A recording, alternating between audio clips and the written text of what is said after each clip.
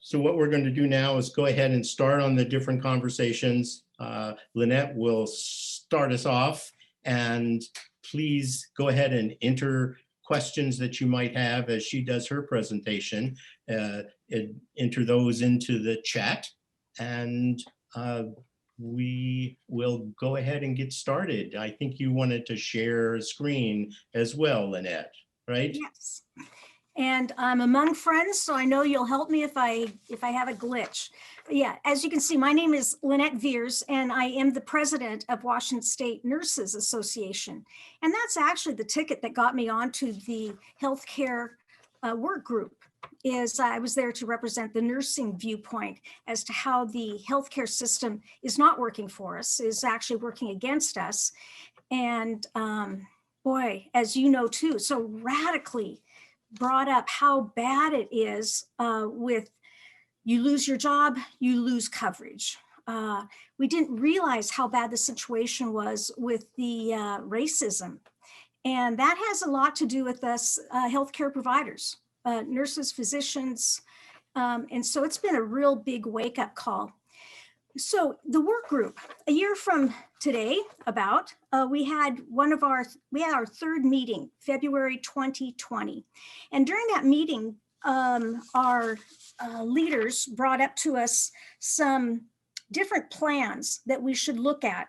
So to give you an idea, we looked at the Oregon single payer proposal, Vermont single payer, Maine single payer, the Washington State Health Security Trust Bill. Now, Washington State Health Security Trust Bill is a bill that came out of this group, Healthcare for All Washington. And I think it's probably going to be part of what's going to really put all this together, but that's my bias. Also, an Oregon Healthcare Ingenuity Plan and California state subsidy coverage, and our Washington State Cascade Care. So as you can see, there's a number of states, and these are only just Oregon, Maine, Vermont, California, that are working on this. And it was a wake-up call and reassuring to know that Washington State's not the only one, and that we are in touch with these other states. There's no secrets. We want everybody to get on board because we can see federally it would be very tough. We could see with the Affordable Care Act how tough that was and how many compromises had to happen. So from there, we were asked in different surveys and also through group discussions, breakout groups from our work groups. They came together with some criteria that would make up some models. So let's see if we can show you this model. Okay, hopefully it's on my screen, hopefully on your screen. You can see it? Good, thumbs up, I love that. Nonverbal. Okay, so you see it's in, and you've already heard this last month, but we're just gonna review a little bit. So model A, B, and C. A was state administered, and that's really important to know that it would be like a Washington health security tax, or you could call it Washington essential care. That's, I think, something that they put in their paperwork, but it would be administered publicly, but you were provided privately, meaning, you know, you don't have to change your physician or clinic or hospital or anything. And that's the biggest thing to realize when people start trying to trash it and call it, oh, it's socialized care, which quite frankly, between you and me, I think that's fine too. But there's a lot of people that want to use that as a buzzword to downplay it. Model B, the difference with that is who administrates it. And that's the administration would be from a variety of insurers. So I think the state would still set up sort of a program procedure, but it would actually be ran by the insurance companies. And that immediately kind of sparked me, went, oh my gosh, isn't that what we're trying to get away from? Certainly was the way in my career, in my nursing practice. And the last one is Model C. And they call it closing the gap, but basically it's like Cascade Care. nothing wrong with it, but it was primarily looking to help the currently uninsured and our undocumented immigrants. You know, it was a really reassuring thing for me to listen to our work group, a very strong, passionate group wanting the best for our Washingtonians. So we agreed on these models that we'd work with that. And the necessary thing is our consultants, the financial actuarials and our healthcare policy people that we had hired using that $500,000. They did a great job. And they gave them sort of a framework to work from. So the plan design, yeah, we wanted everybody covered. This is an interesting one, the cost sharing. And so as I say here, co-pays, deductibles, and co-insurance. And, you know, I had to really be kind of called out myself, and I'm thinking, oh yeah, we need to have some sort of sense of buy-in. But luckily, a lot of my colleagues really said, no, we want everybody to have health care. Now, if you think back, and I sure had to, you think back about where in the world did we get these terms? I never knew these terms. They came from insurance companies. So we know that we can have a good model that doesn't cost us an arm and a leg. Optional elements, yeah, we talked about, well, will we include Medicare? You discussed a little bit with waivers. It's going to take a bit, but it is doable. Do we have dental? Medicaid has dental, the rest of the population does not. And long-term care, that was one thing I kept asking about because boy, you get sick, you get poor. You end up at a nursing home, it costs thousands and thousands of dollars a month. So we need to help out our older population. So this is just kind of an overview of what I was just telling you. So the covered population is here, Medicaid, Medicare, CHIP, the private health insurance, along with undocumented immigrants and uninsured. The benefits, as I told you, the essential health benefits, that's what we have already established from the Affordable Care Act. And dental, we want vision. We wish we could have long-term care. We had that all kind of priced out. By the way, dental, when I went back in some of my paperwork today, was approximately $3 billion if we were to put that onto it. I don't know. I think dental is highly important, and it's hard to distinguish taking one part of my body away from the rest of my body to get good care. I already talked about cost sharing, provider reimbursement. This is another big thing that we talked about, is how much should we be paying our providers? I already know from practice that if a physician or a nurse practitioner, a PA has too many Medicaid clients, they don't make money. They don't make ends work. Medicare, it's a little bit better reimbursement, but still not great. It's the private insurance that they really want, a lot of private insurance. Well, we want everybody to play together on our playground. So we thought, how much are we going to have to use to get them to buy into this? So we didn't come up with an exact figure, but we did see that Cascade Care, they looked at doing that 100% with Medicare, plus they added on to that to make it a little more attractive to people. And okay, improved access. Okay, we got that. We talked about that. And administrated. Okay, we got that. Here we go. Next slide. Now this, this part over here, it's hard to even decipher on your computers. It certainly is on mine. Okay, so if we do absolutely nothing, the expenditure is about $61 billion.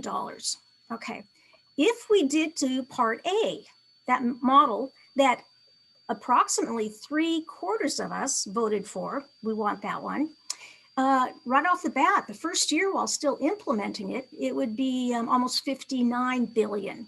Okay, there's a savings right there and then.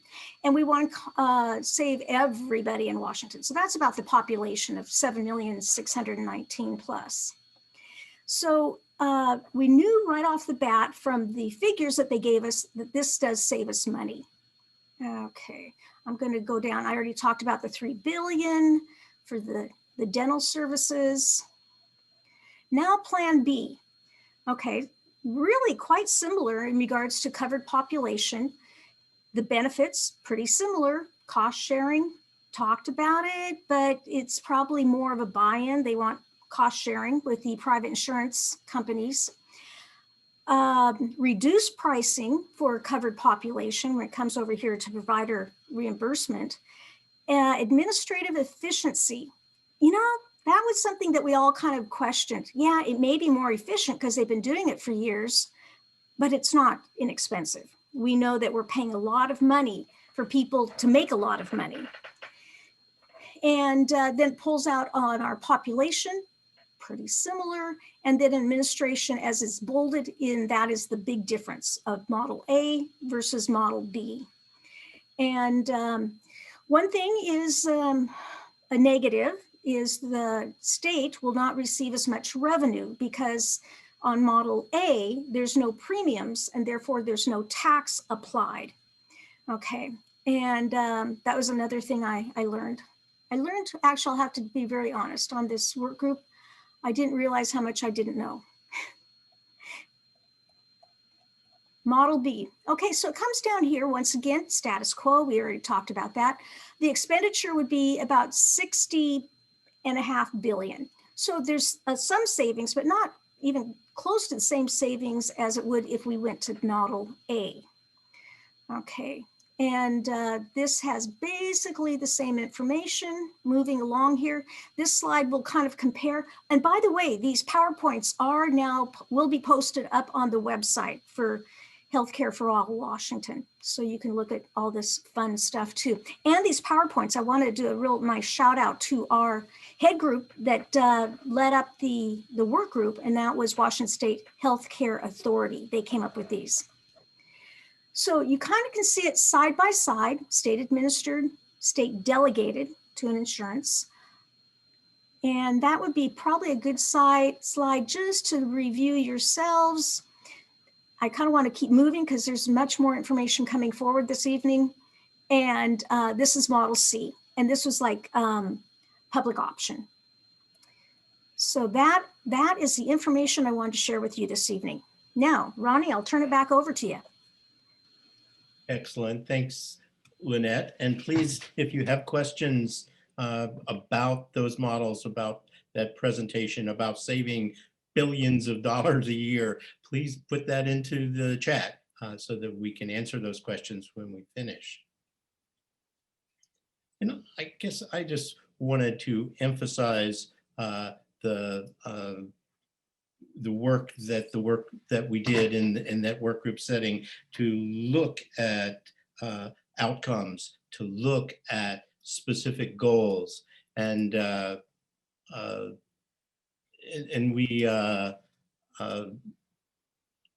we looked at several different issues. I'm procrastinating as I try to pull up this slide, and there it is.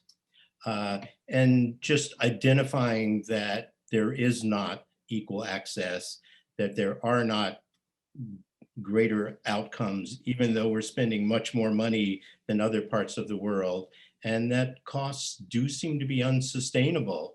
And so in order to attain that vision, we need to look at those problems.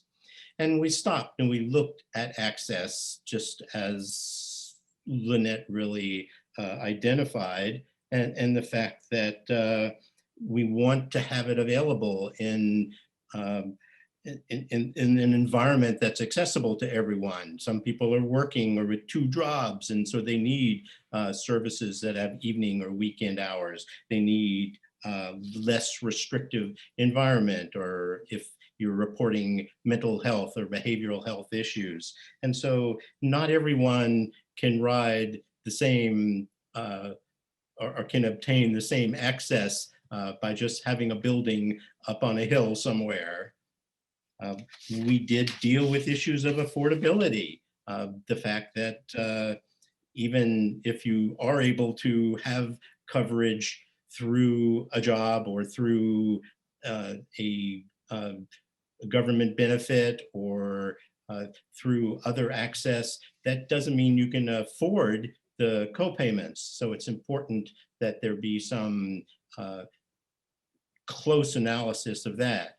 We looked at equity and that certainly is looking at the societal constructs that do put barriers in the way of people of color, of different genders, of ethnicity or cultural aspects. And so we looked at culturally attuned care.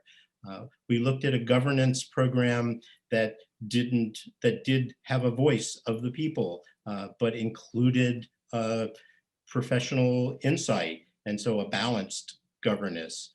We looked at administration, which is a very big percentage of the cost of healthcare today, and ways to overcome that, and coming up with efficient manners to doing that.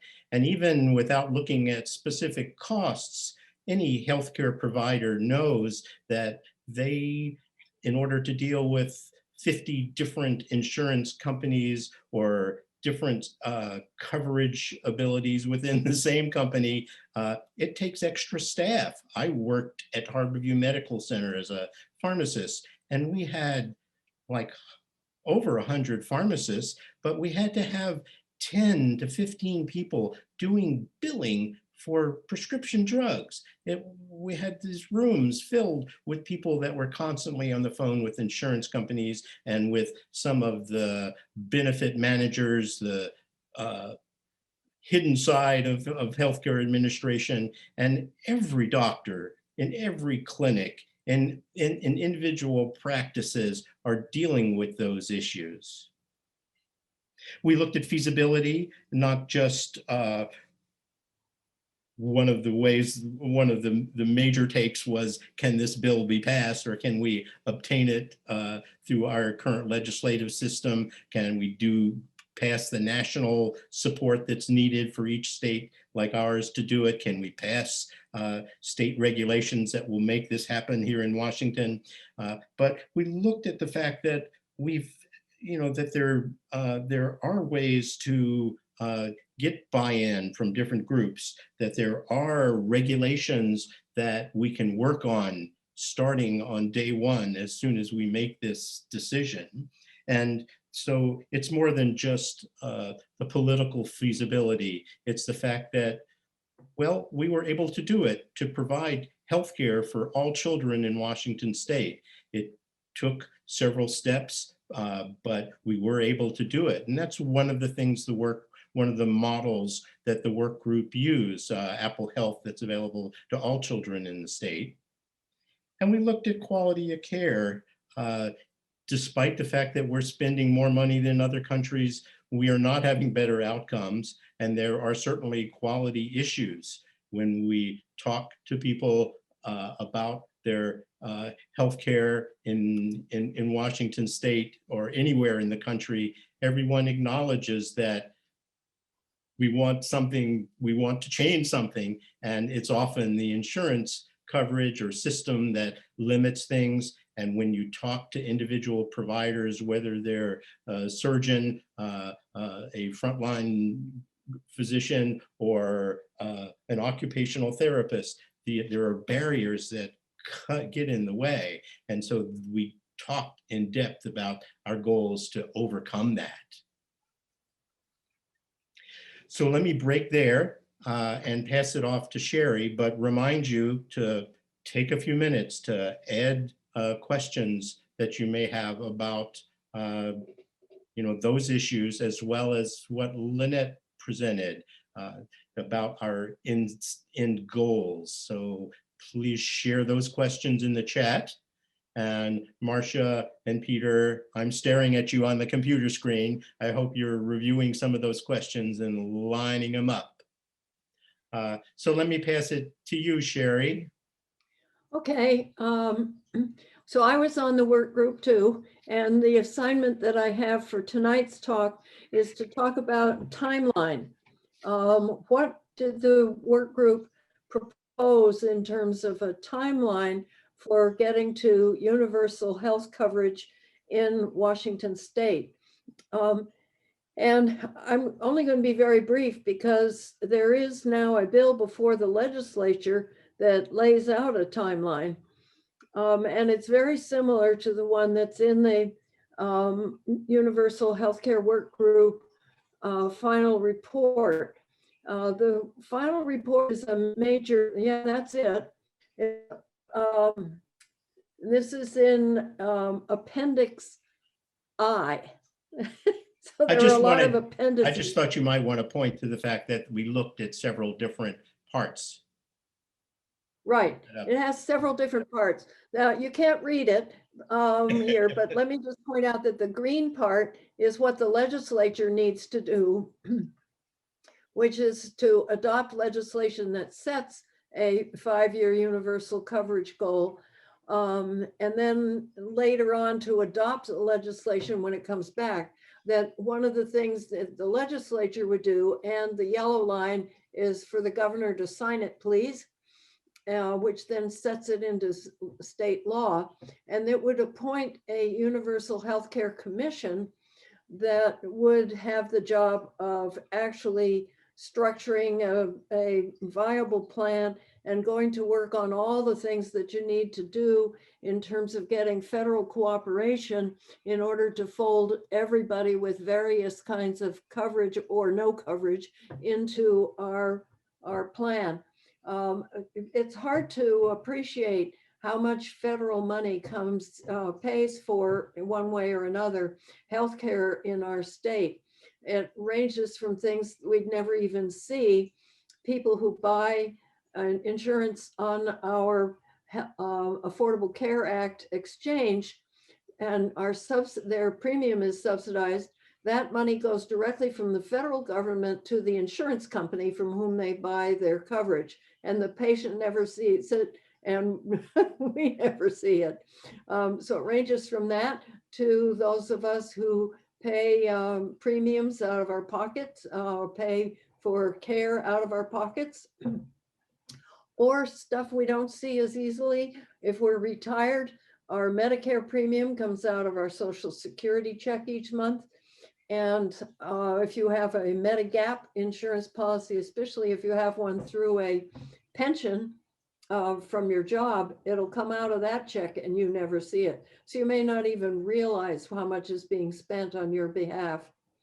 But the timeline would put the big onus of putting it all together on the backs of the Universal Healthcare Commission. And they are to get the job done by the end of 2023. And then the rest of the time, and some starting earlier, the blue lines are state agencies who will need to do work. And this is particularly important in terms of some of the people who need help now and can't wait for 5 years until we get a universal coverage thing.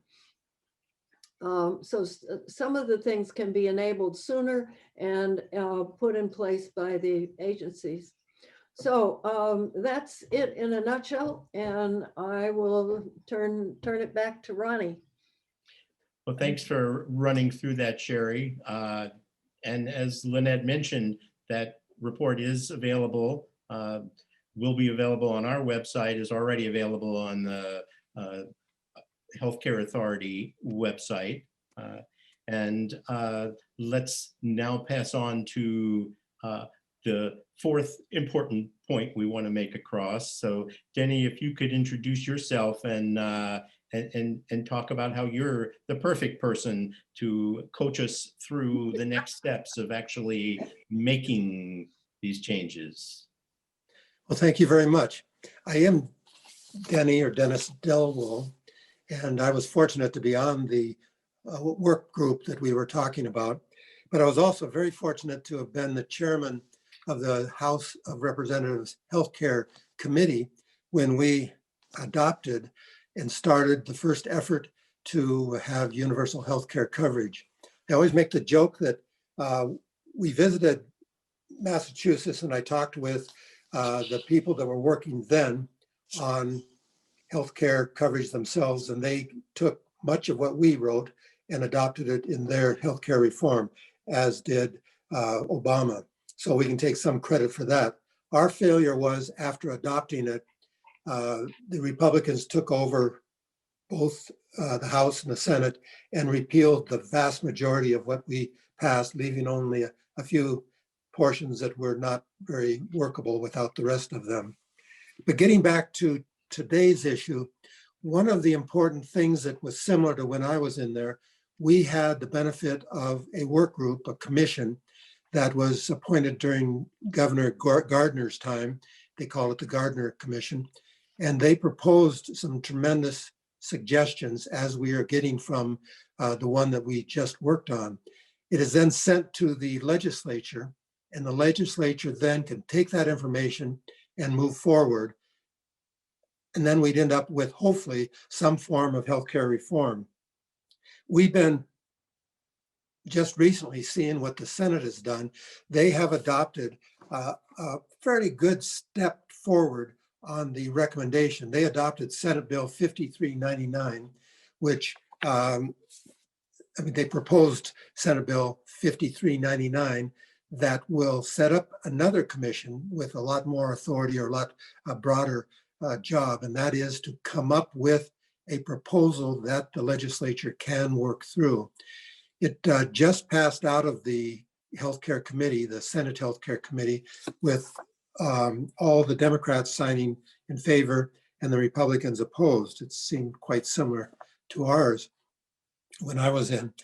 They made it some changes, but this is something that we should have expected. They modified who all would be on the commission, and they added one additional person, which would be from the director of the Social and Healthcare Commission, the Social and Healthcare Department of the state. And I think the director of the retirement systems will also have one on the committee. But that was the critical aspect of it. They also added asking for recommendations for retraining displaced workers to the steps that the state would take in making the recommendation. In many of the questions that we've received in the past, they said, well, what are we going to do with all those workers that are going to lose their jobs? Well, the state legislature, the Senate committee, they recognized that and they added that to their proposal. They then adopted the bill in whole with those amendments, and it now goes to the Ways and Means Committee because it has a budget impact. They haven't gotten the actual cost determined yet, but that will be determined for their discussion in the Ways and Means Committee. Then it will go to the floor of the House of Representatives, be able to be amended then, and then we'll move on to the House. And then the House will assign it to the Healthcare Committee and they'll do the same thing. Hopefully, and I believe they will, it will be voted on and be passed and make it into the House of Representatives floor and passed. The problem we had last time with our bill, the one that we finally got funded, was that they made so many changes that the version in the Senate and the version in the House was not the same. And so they ended up having to put it into a conference committee and they weren't able to get it out in time. They had so many changes. All the changes seemed to be centered around who was going to be on the commission. And but then the governor grabbed it out of their hands in the last minute, put it in an executive order, and set up the commission on his executive order and funded it with the $500,000. Hopefully we don't have to do that, but that's still an option that could occur in this legislation because it's going to be difficult to get it through even though it passed so quickly. Whether it's going to be successful, again, depends an awful lot on us, on groups like us that take the time and the effort and go and speak before the Washington State House of Representatives, speak before the budgetary committees, and show the support that we give for this particular amendment. And that's why it's so important to support our organization, Healthcare for All Washington, because we're your voice. We're the ones that will take your voice to the state legislature. As I said, I was in the state legislature. I was in for about 14 years. And one of the things that we like to hear from are nurses, of course, doctors, but also groups such as ours, senior groups, or in this case, healthcare group, because you bring the voice of a large group of people that will be listened to by the legislature and give the support that we desperately need to get these things passed. Once this is in its final form, is passed, and we receive the final report and it's submitted to the state legislature and to the governor, it has a much better chance of passage because it's something that they created, that they worked on, and that they have met all the different objections to it. One of the questions that someone raised was whether or not we need to let these guys know how to address the opposition, the objections that we have for all of these. Like they claim it's socialism. Well, of course it's not.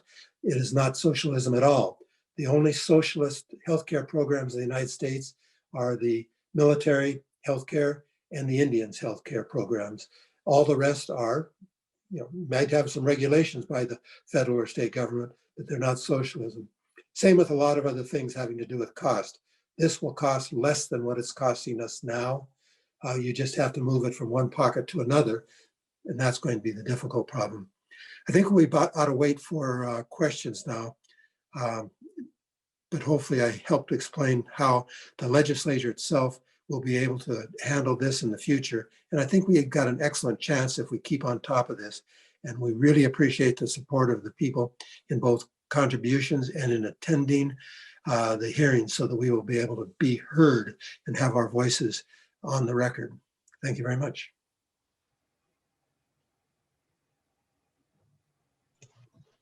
Thanks, Denny, for covering that and starting to answer the questions.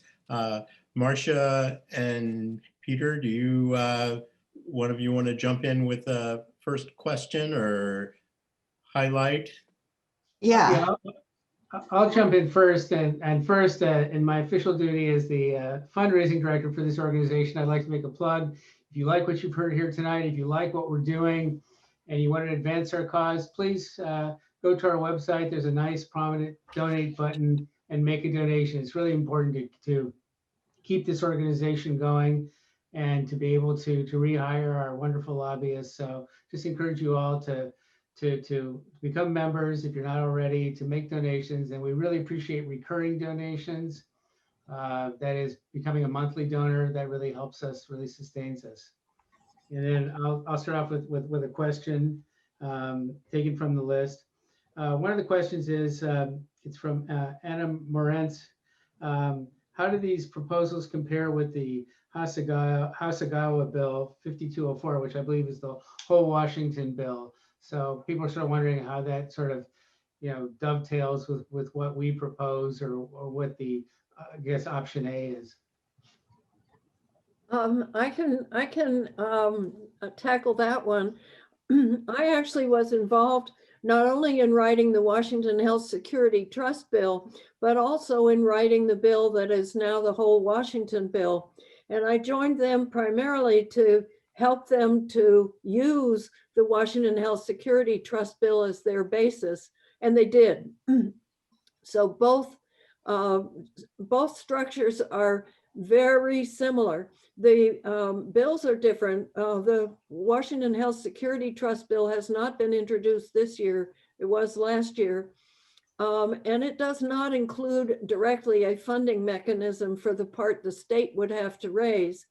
The whole Washington bill does include an elaborate fundraising, a way to raise the funds needed to do the state's contribution to running the system. And the reason I say it that way is that, remember, half of the money needs to come from the federal government, and we need to corral that so that we only have to raise the other half in our state. So there are people who are itching to get this done quickly, and why not just adopt the whole Washington bill? The problem is that it's difficult to get the whole thing done. The healthcare system is huge, a lot of money involved from a lot of different sources. It takes time to turn it around. And the best place to present both the Washington Health Security Trust and the whole Washington bill will be to the Universal Health Care Commission if we pass Senate Bill 5399 and get that set up. then those two very similar bills will give that commission an easier road to designing a system that will work. I hope that helps as an answer. Yes, thank you so much. And there's another question here. It refers to Cascade Care, several questions about Cascade Care. That was similar to Model C that Lynette talked about. The question was, is Cascade Care a public option? Is Cascade Care a public option? I think Ronnie mentioned that. And so that would be question number one. So who wants to take that? I can get started, but I'm welcoming my colleagues and others to pitch in. Cascade Care is kind of like what we used to call insurance light. The intention is to have it as a public option in progress. And in our work group, we looked at option C as perhaps a transitional model that we could use while getting to universal health care. So at this point, when I outlined it this evening, I talked about it covering undocumented immigrants and people uninsured. Now, keep in mind, you and I are still paying for the undocumented immigrants and people uninsured. We know that. It comes out of our premiums, it comes out, it's just cost sharing is what they call it. So to have this more upfront and that we know what we're paying for, this is, this is one issue. Anybody else want to add? Yeah, so just to add to what Lynette said, we're paying for it already, and a true public option is one that would cover everyone. Immigrants certainly pay taxes, and sales taxes is one of the, although it's regressive, is one of the major taxes in our state. And so we have support, or everybody paying some small amount. But if we were to do it in a fair way and have a progressive taxing system to pay for it and integrate labor efforts at providing healthcare to all of their workers, to include Medicaid services that are limited or fragmented. And there certainly are other government-sponsored programs that can be integrated into a statewide system. There are a true public option means that it would cover everyone. Cascade Care itself names itself as an interim measure to reach the ultimate coverage or full coverage.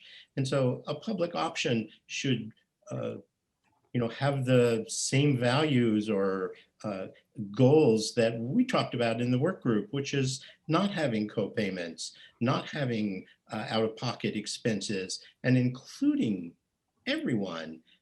And so individual Cascade Care plans that have started in Washington State are a step forward, but they even label themselves as an interim step.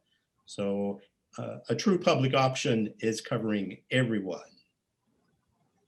Thank you, Ronnie. And So that sort of brings the next question is, so who is everyone? Who is considered to be a resident?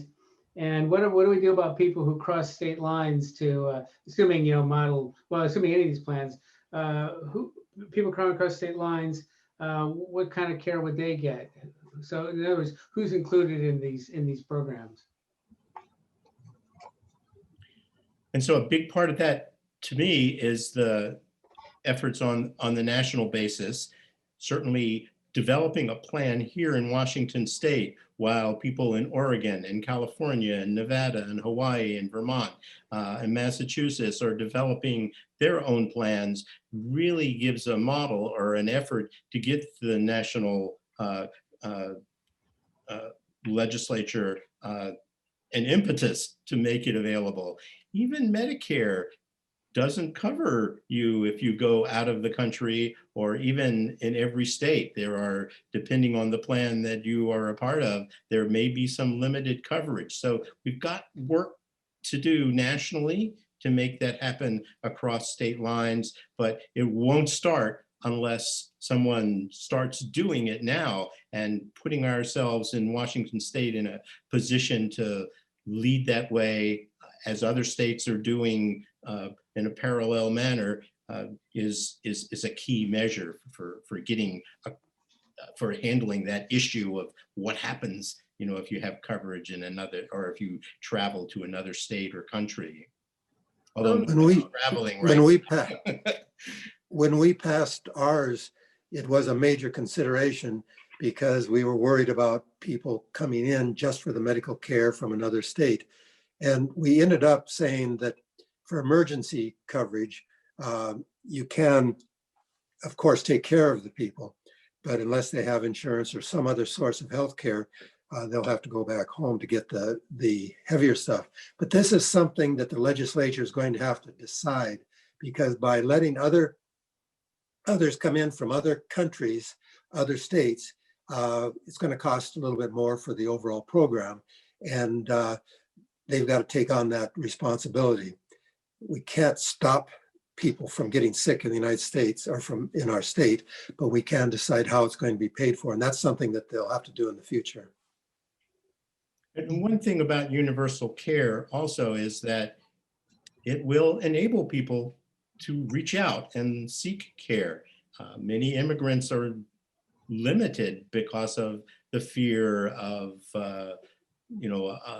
law enforcement coming in and interfering with or pulling them out of a healthcare facility. But in countries that are providing universal coverage, there are more visits. People are actually going to see physicians and behavioral health providers and all kinds of other care. But we're not, and by doing that, we are not ending up with the same untreated illnesses where diabetes may progress to end-stage renal disease, where high blood pressure can progress to heart attacks and strokes. It's just so much, it's so much more reasonable to treat things in a grassroots manner than it is to wait for major medical developments or complications to occur. Okay. Are we ready for another question? Yep. Because Yes, there are 6 minutes. Okay, then that means like 1 or 2 more questions? 6 minutes. Okay, so we have 2 that are kind of like the same thing. Would 65 and over people be included? And how does the plan meld with Medicare and Medicaid? Well, I can answer that one. From the perspective of the Washington Health Security Trust and whole Washington, which really are what we would end up with, you have to get a waiver from the federal government in order to get the Medicare money that's coming in to our pot of money to run the healthcare system. And until we get such waivers, the Medicare people would not be included for that reason. And that is part of the reason. It answers another question, is why 5 years? If 5 years is too long. Well, it may not be, although I think we can shorten it a little bit, but it takes time to get all that action to round up the federal dollars that are required if we're going to make it affordable. And because of legal requirements of Medicare, we can't touch that program until we have such a waiver. And once we have that waiver and the federal Medicare money comes into the state, then everybody of all ages would be covered the same. You could go to any doctor. You would no longer be limited by a Medicare Advantage plan. And you would no longer have the cost sharing that is built into traditional Medicare. And Medicaid would be the same, but easier to get because they have a better system for waivers, obtaining waivers. You're almost guaranteed to get it if you provide a program equal to or better than the Medicaid program. Right. And there's one final question here where it says, when and who will decide on the model? And I think that's easy to answer. Who would like to take that one? Well, All of us. Yeah, As the- Denny I can said, take that one. I'm happy to take that one. The bill requires the Universal Healthcare Commission, if the bill passes and we set up that commission, it is required to look at a single payer model. It can go in another direction, but it is required to look at the single payer model. And I think they will stay there because it's the only thing that's affordable.